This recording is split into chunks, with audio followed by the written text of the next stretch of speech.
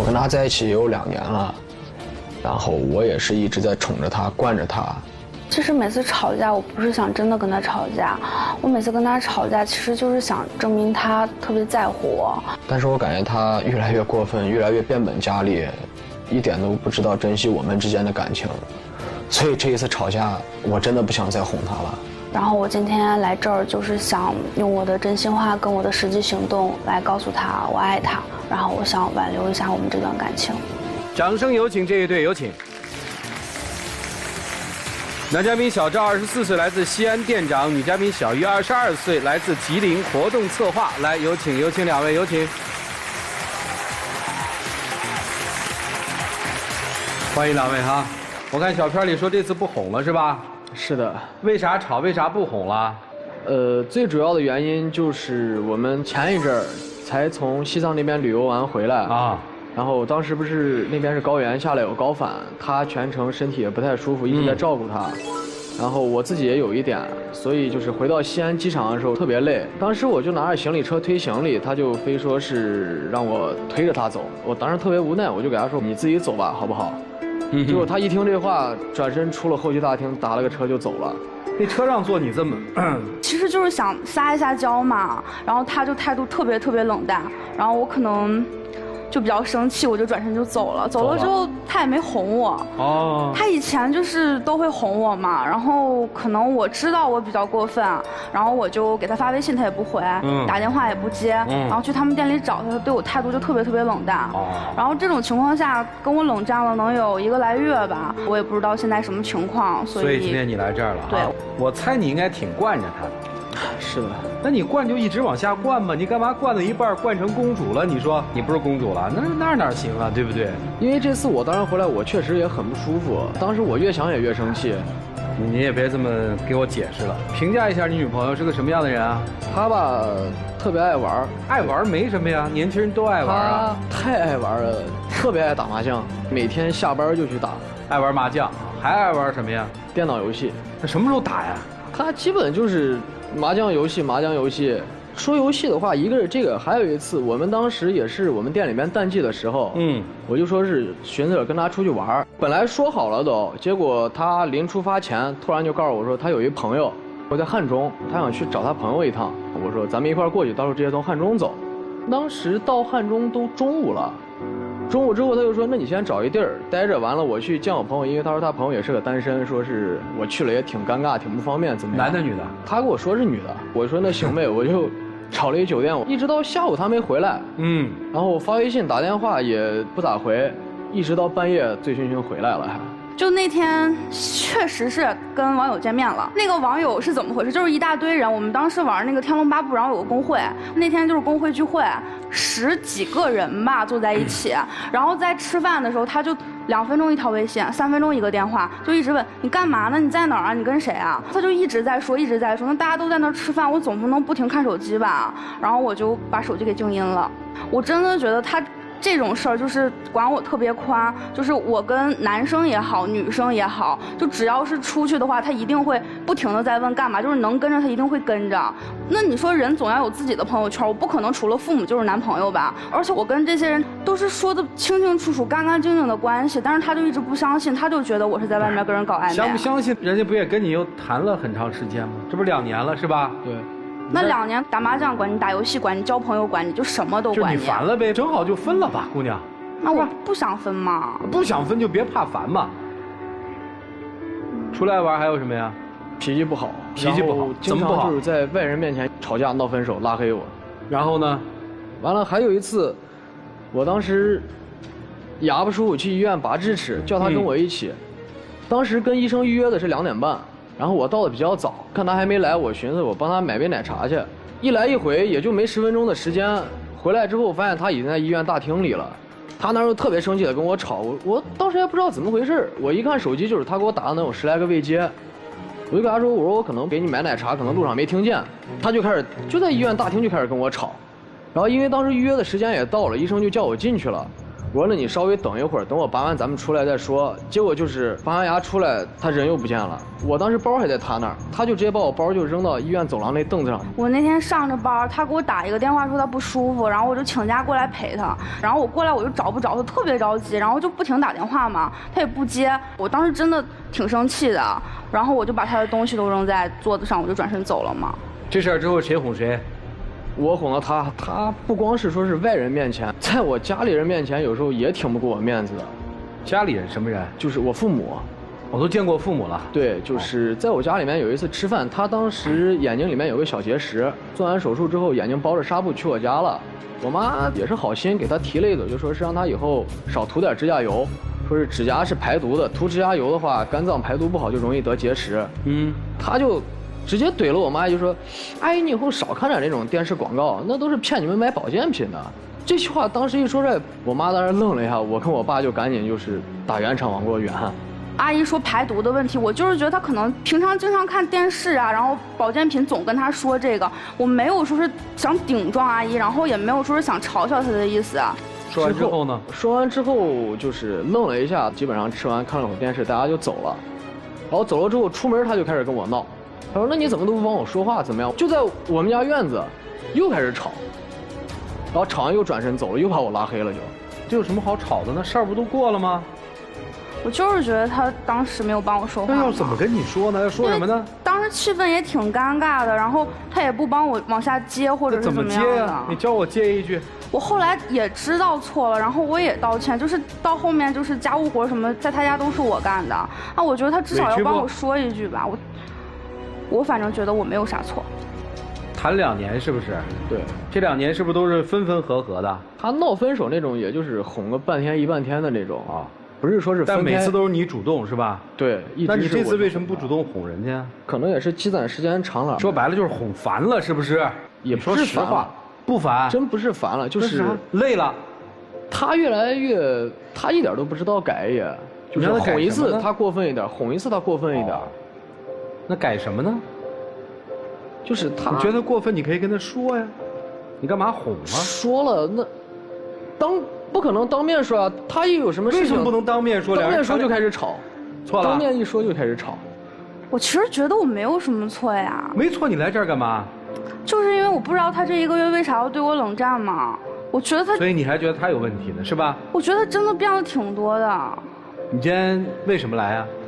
就今天为什么来这儿呢？咱们也好了2年了，就我感觉我一直对你好，一直这样对你一点都不知道珍惜啊！你只是越来越变本加厉，我真的感觉挺累的，我也不知道该怎么办了。觉得无助了是吧？是的。我问问啊，你们这2年多家长也见了是吧？对。也就是说对未来是有考虑和打算的，是吗？是的。你跟他求过婚吗？求过。出去玩基本上每到一个地方，我都会跟他求婚。你这次去西藏求了吗？求了。去西藏在不少景点也求了，因为西藏那边。那你这老求也不行啊。因为这个求婚说白了不是那种特别正式的那种求婚，也就是只是想留一些东西。留啥？就是你是拍了还是什么呀？对，有拍下来的视频。还有带来了吗？有，来看看怎么求的。今天6月23号，对这个雅鲁藏布江和这个不知名的雪山。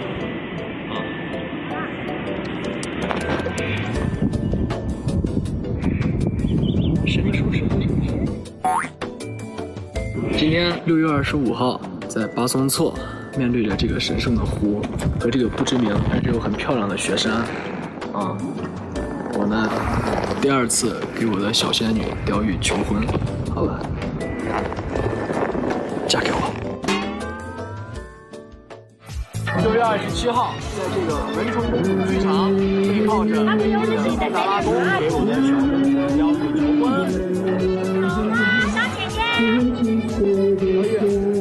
嫁给我！我说什么我没听见。嫁给我好不好？好。现在这样的小公主你往这边来。爱跑答应。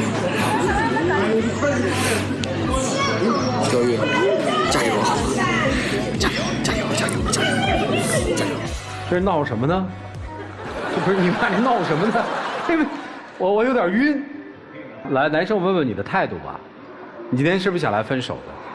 不是，说实话，是不是有点受不了了？是有点受不了。是不是想跑？是，就是2年多了，哄，觉得老也哄不好，等于这次去西藏，人又累，对吧？对。然后事儿又多了一些，就总爆发了，是不是这意思？是的。你不觉得低头低的委屈吗，姑娘？我真的挺委屈的。委屈你来这儿干嘛？说别搭理他不就完了吗？为什么还要跟他纠缠呀？舍不得嘛。舍不得啥呀？就是想跟他好好在一起嘛。这没看出来你想好好在一起啊？跟网友在一起啊，多好啊！还要骗人？我不敢说嘛。为啥不敢说？2个人谈恋爱连这个都不敢说，那就分手吗？就是因为他你跟我说你留恋他什么呀？惯着我，脾气不好什么的，他都比较包容我嘛。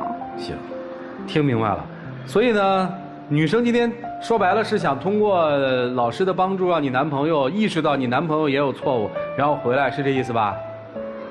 不是，我也有想给他道歉的，我后面也有改正自己的脾气，可是就是他回来之后这1个月，我去给他道歉也好，然后我就是一直在给他发信息打电话也好，他就不理我，然后就一直在冷战，关键是冷战就冷战，他不跟你说分手，也不跟你说不分手。所以你今天要来个痛快的是吧？就肯定是不希望分啊，但是我觉得他至少给我一个态度呀。行吧，接下来一起进入新阳美容 APP 丘比特问卷。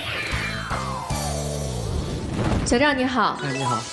我问一下，你大概这2年当中一共是求了多少次婚？10几20次吧，差不多。那么你们一共提过多少次分手？得有100来次，基本1周1次。我刚刚还听到他有拉黑你，对吗？是的。多长时间拉黑一次？就每次说完分手就都拉黑。对。哦，拉黑和分手是标配，对吧？是。平均每7天会分手1次。然后在2年的交往过程当中，一共是求过20次的婚。对。就刚才的那个短片，如果我是女生，我也会不答应你的求婚，因为我觉得你是在拍电影呢。我今天要是答应你了，你下次怎么求呢？对于我们来说，求婚是非常严谨的一个事情。你本身在处理感情问题的时候，也不够严肃。当然他有他的问题啊，特别的任性。女人偶尔任性是可爱，但是如果一直任性，就容易可怜没人爱。我跟你讲，就是女生有的时候在任性的时候，求关注也好，求爱护也好，男生是会非常累的。1次、2次可以。在2年的恋爱当中提出100次的分手，任何一个男人都会转身走掉。所以事实上，我觉得他能够容忍100次，已经不容易了。今天他还会容忍你第101次，这是肯定的。但我希望你能改改自己的那个大小姐的臭脾气。没有任何一个男人能够一辈子这样惯着你。否则的话，总有一天他会再次跑掉。送你最后一句话就是：如果你错过了他，我认为不太会再有其他的男人能这样的容忍你的坏脾气。祝你们幸福，谢谢。谢谢左岩老师。左岩老师说，错过他，你很难再找到这样容忍你坏脾气的男人。但你有没有想过啊？你凭什么要让别人容忍你的坏脾气呢？说实话，我们看似这一次次求婚，是这个男孩子喜欢你，他叫你小公主、小仙女。我告诉你，他真的没有那么把你当做你想象中的那样重要的小公主捧在手心里。他也不过是在作秀啊！他这么多次的求婚，那不就是在闹着玩吗？他如果真想娶你，不是这个状态。但是问题的核心，姑娘，在你。你不仅仅说是任性小公主，我整体感觉，如果我是你的家人的话，我觉得你不够自重。哪有一个女孩子天天打麻将不务正业，跑到一个陌生的城市去见一大堆网友，还骗自己的男朋友？你真出了事儿，谁管你啊？如果我们想要拥有一份美好的感情，先审视自己够不够美好。如果我们不够美好，有什么资格要求别人给我们美好的爱情呢？好，谢谢杨老师。来，尚娜老师。女生说自己脾气不好，我觉得你不是脾气不好，是你根本没把这个男生放在眼里，你压根儿没把他当回事儿。第二点，我觉得在恋爱当中的情侣也一定要有边界感这样的一个词的概念。什么叫边界感？就是不做越界的事情。我们有一个条框把我们这一对情侣约束在一起。女生做了很多越界的事情，在我看来，在男朋友眼里也是越界的事情。但是你为什么不感觉到这个事情是越界而且不对的呢？是因为你不知道你的边界在哪儿。评判边界最好的一个方式是什么？看你做的这件事有没有伤害到对方。如果这件事情有伤害到对方的心，那这件事在你们恋爱当中，在你的恋爱过程就是越界的事情。而且不要谈着恋爱还要享受单身的自由，没有十全十美的事情。真正认识到自己的问题在哪里。谢谢。好，谢谢珊娜老师。来，涂老师，你手上那个镯子戴了多久？2、3年吧，差不多。谁送给你的？我妈妈。磕了碰了吗？没有。戴的时候挺爱惜的是吗？嗯。那如果你能对她像对那个镯子一样，那是不是对于她来说感受就会好一些？你看中那样东西，你自然而然会爱护它，因为它意义重大。你要是觉得那个镯子没什么重要的，磕了也就磕了，破了也就破了，这么一比较，你是不是内心没有那么在乎它，甚至还不如那个镯子？靠男人的尊崇过日子，其实是可悲的女人；靠自己的谄媚去哄女人的男人，也是可悲的。姑娘，我告诉你一个最简单的道理。在人的这一辈子与人相处的过程当中，怎么样的关系都不可怕，最可怕的就是一个人在忍你。无论是你的同学还是将来的同事，你的上司，周围的人一旦有一个人在忍你，总有一天要报复你。有的时候你不知不觉，你以为你没有伤害到别人，但是人家正在咬牙切齿地忍你，而离你越近的人忍你，报复你就会更惨烈。以这个男人这样忍你，你要是有朝一日你嫁给了他，你生了孩子，你看你会是一个什么样的下场？所以做人最聪明的是不要让别人忍你，让别人轻松一点，你也就安全一点。你要是让一个人咬着后槽牙每天这样对待你，你不会有好下场。而同时，我认为那些咬着后槽牙还要忍你的人太可怕。就像这个男生一开始叫你小公主，忍你是因为爱你疼你，到了后来他其实已经不愿意哄你了，但是他还是忍着你。为什么？他为什么要在怒火中烧的情况下还要忍你？那是为了迟早有一天的报复。不要让一个人忍你，尽可能的让身边的人都舒服一点。他能在你面前那么怼你妈，也是你一手促成的。如果你是一个有原则的男人，在最开始就教会他，不要这么没有家教，对老人应该有礼貌，而你也有底线。你告诉他，你对我妈那么说话，这就是我的底线，我不可忍受的，那你妈也会少受一些委屈。所以如果你要好好的谈下去，第一，不要让别人忍你；第二，像对待你手上的玉镯一样对待自己的爱情。你如果是真诚的对待这段感情，就应该告诉他，在爱情当中呈现的真正的自我应该是有自尊、有自重、懂礼貌的女生。就这样。好，谢谢涂老师。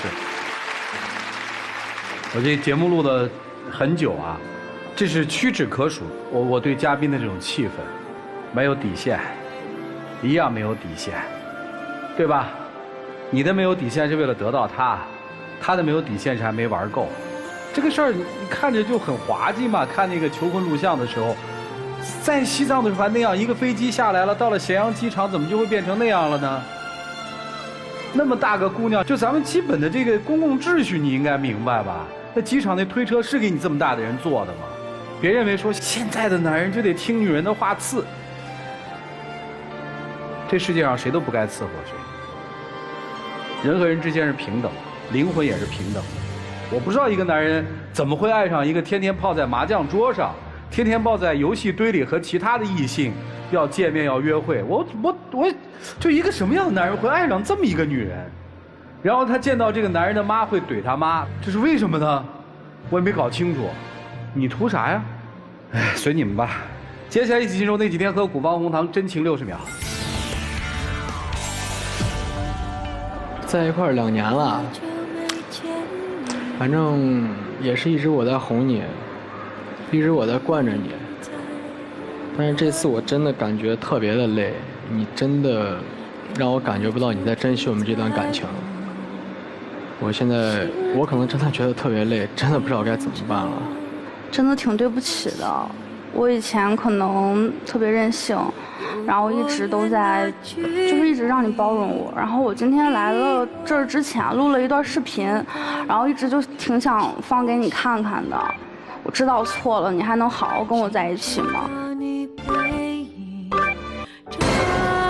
你也录视频啦？嗯。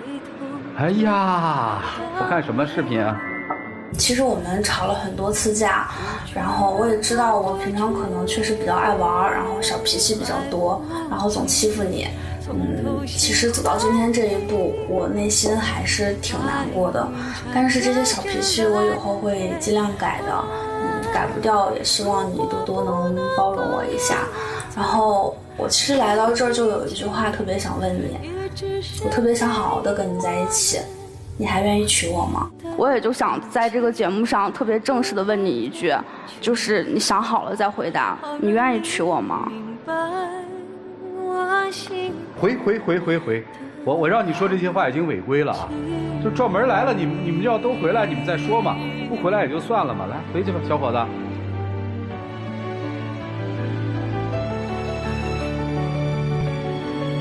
来，请官开门。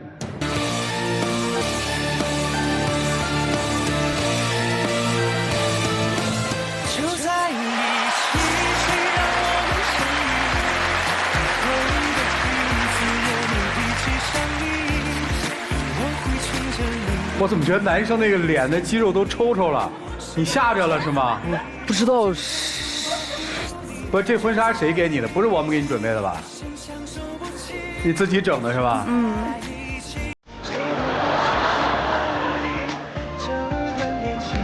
不是，反正我这么多次了，都是他给我求婚嘛，然后我就今天也是想挽留他，然后也是特别想正式的跟他求一次婚。我们家闺女不会这样的，我放心，我们家闺女一定不会这样的。穿个婚纱向男人求婚不会的，你接受吧，你去啊，求啊。啊。行，别，来，好，我跟你求，行。让我说完嘛，就是我可能确实是以前我不对，然后伤害你挺多的，我也知道，然后以后我会慢慢改正的。我今天真的就特别认真的问你一句，我想通了，我想嫁给你，你愿意娶我吗？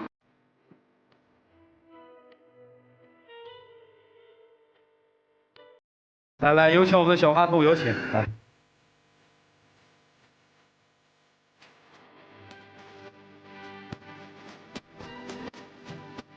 他们的浪漫时刻，各位请见证。是，只要你知道这些问题了，你要愿意改正的话，还是我来跟你求婚，好吧？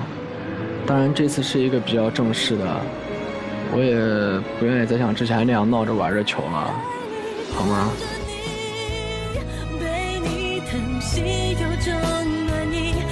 嫁给我好吗？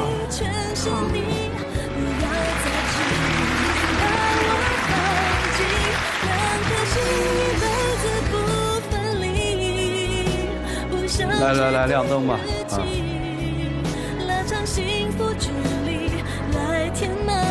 这是主持人啊。